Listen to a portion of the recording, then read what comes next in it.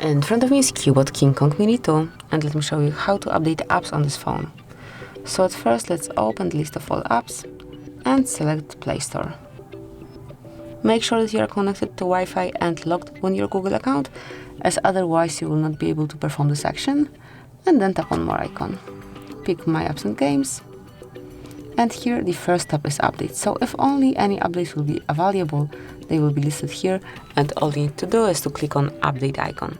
And that will be all. This is it. As you can see, I've got everything up to date. However, if you find some apps to update smoothly, open this panel, click on Update, and it will be done. So, thanks for watching. Please subscribe our channel and leave the thumbs up.